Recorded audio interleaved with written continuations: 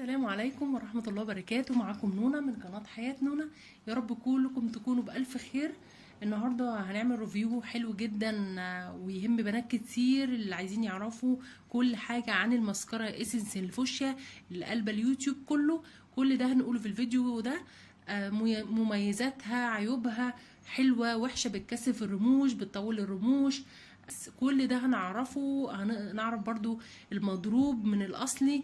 كل ده هنعرفه في الفيديو ده. تابعوا معايا الفيديو للاخر عشان تعرفوا كل حاجه عن ماسكارة اس. دي قديمه عندي بس لسه فيها، ودي جديده لسه كنت جايباها في فيديو مشتريات. هسيب لكم في اول تعليق مثبت الفيديو ده للي عايز يتفرج عليه. كنت جايبه حاجات ميك اب وكده، فاللي عايز يتفرج عليه. دي معروفة اولا باللون الفوشيا على اليوتيوب بقى، واي حد يروح يشتري من محل تجميل عايزة اسنس لونها فوشيا، اتعرفت خلاص باللون الفوشيا.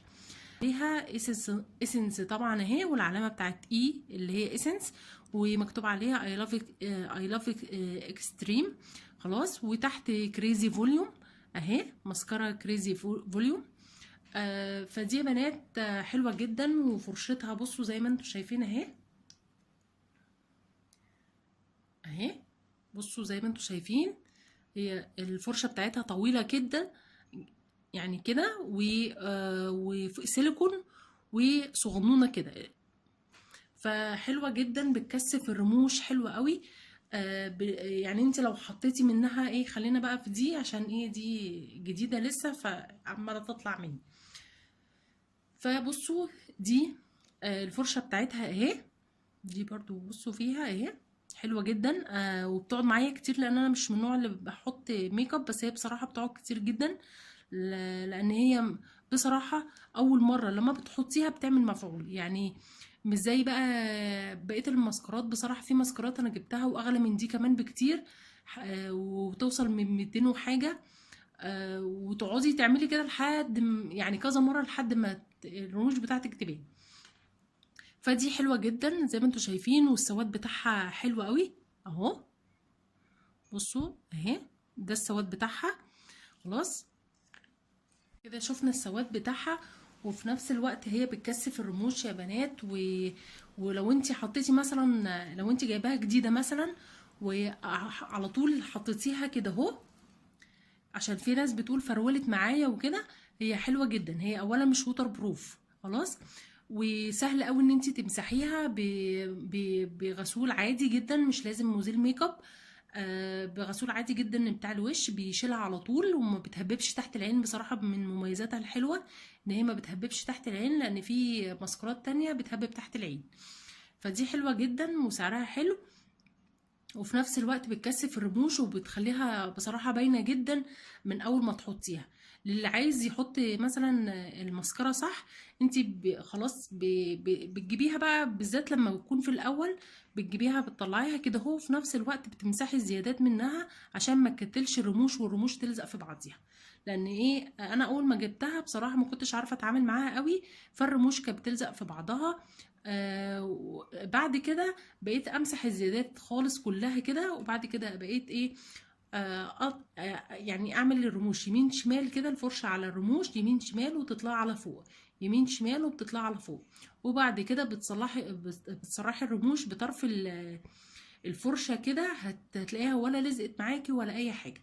وبالنسبه للبنات اللي هي بتقول مثلا دي بتفرول وكده، هتفرول معاكي لو انتي استخدمتيها في الفرشه من غير ما تمسحيها وحطيتي منها كتير مره واحده. لا، انتي بتمسحي الفرشه وبعد كده بتحطي براحتك بقى ايه الطبقه اللي انت عايزاها.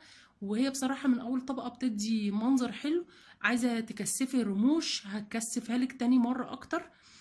وبتدي طب طول، عايزين نعرف هي بتدي طول.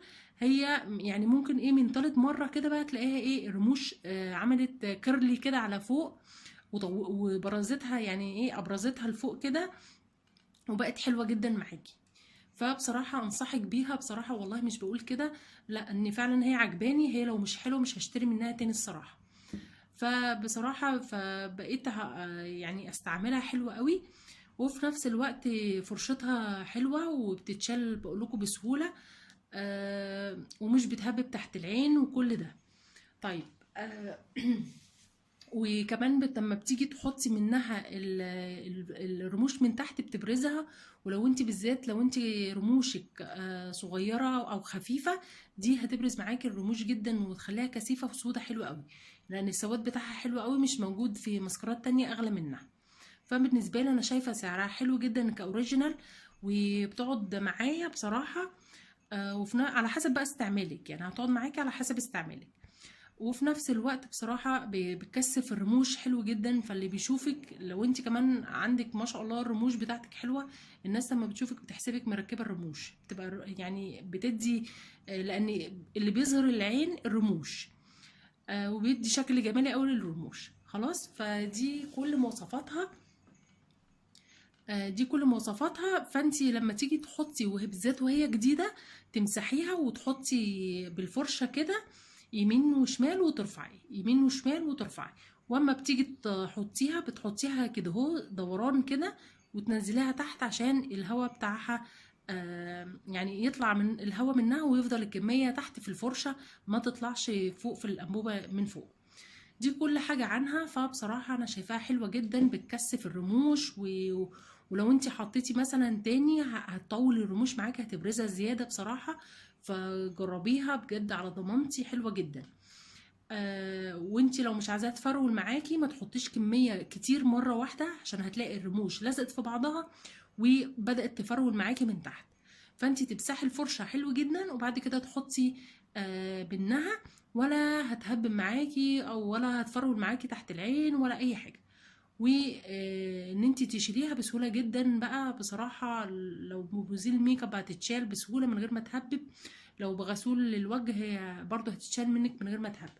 طيب، احنا دلوقتي عايزين نعرف ايه الفرق ما بين الاوريجينال والكوبي. الاوريجينال الاصلي، والكوبي اللي هو التقليد. اول حاجه انت هتلاقي هما الاتنين طبعا اوريجينال اهم. اول حاجه هتلاقي ايه؟ حفر هنا في الاتنين اهو، بصوا في حفر كده في اتنين اهو، الاتنين فيهم حفر. تاني حاجه هتلاقي القلب بتاعهم مظبوط، لكن الكوبي هتلاقي القلب بتاعها مش مظبوط من هنا، ودي عليها كريزي فوليوم. الاتنين الاصلي بيبقى مكتوب عليها كريزي فوليوم، لكن التقليد ما يبقاش عليها كريزي فوليوم. خلاص، لان في ناس قالت ايه، لا ده كريزي فوليوم الاصلي هي اللي بتبقى موجوده في شريطه سودا، والكريزي فوليوم هي التقليد لان هي مش موجوده في شريطه سودا. الاتنين هم اوريجينال، ودي هو بس بيبقى تحديث بس، او انتاج جديد، فبيغيروا مثلا شكل العبوه. لكن الكوبي ما بيبقاش عليها اساسا كلمه كريزي فوليوم، هتلاقيها ايه مثلا ايه فوليوم ماسكارا وماسكارا فوليوم وخلاص على كده. دي تاني حاجه. خلاص، تالت حاجه دي بصوا الفرشه بتاعتها اهي طويله طويله، والسنون بتاعتها سيليكون وصغنونه وكتير كده. لكن الكوبي، لان انا شفتها مع واحده صاحبتي وشفت ايه الاختلاف ما بينهم، لكن الكوبي هتلاقي الفرشه بتاعتها زي بيضاويه كده واقصر من دي ومدوره، يعني الفرشه واخده دوران دوران دوران دوران، غير دي خالص. فكل ده كل حاجه عنها الفرق ما بين الكوبي والفرق ما بين الاصلي. فانت ما فيش حد يضحك عليكي ويديكي كوبي على كأنه اصلي، لان الكوبي برضو اللي سمعته ان هو ايه برضو غالي مش رخيص. فيا رب يكون الفيديو عجبكم واستفدتوا منه وبصوا كل حاجه بقى عنه اهي. وكمان نسيت اقول لكم حاجه، الكوبي كمان هتلاقي الكميه بتاعتها مش كتير، والسواد بتاعها مش حلو، والفينش بتاعها رديء، يعني هتلاقي العبوه ذات نفسها رفيعه. خلاص، العبوه ذات نفسها ارفع من الاوريجينال، يعني هتلاقوا الانبوبه دي رفيعه ودي تخينه مثلا يعني. خلاص، يعني الاوريجينال بتبقى كده تخينه، بصوا العبوه ذات نفسها تخينه. دي كل حاجه. ايه كمان ان الكوبي او اللي هي التقليد بتبقى من تحت ساده كده، ما يبقاش عليها العلامه المحفوره، عشان كل ده بايه؟ طبعا انت لازم تشوفي الحاجه قبل ما تشتريها. الكوبي او التقليد بيبقى من تحت العلامه كده ايه سايحه كده، ما فيهاش العلامه اللي هي دي. بصوا هتلاقوها كده، يعني الفرق ده الاصلي وده الكوبي. خلاص كده عشان تكونوا ايه فاهمين الحكايه. يا رب يكون الفيديو عجبكم واستفدتوا منه، وما تنسوش اللايك بقى يا بنات، ولو انت جديده واول مره تشوفي القناه بتاعتي دوسي على كلمه اشتراك اللي تحت الفيديو، وفعلي الجرس على كلمه الكل عشان يوصلك كل جديد من فيديوهاتي. والسلام عليكم ورحمه الله وبركاته، بحبكم في الله.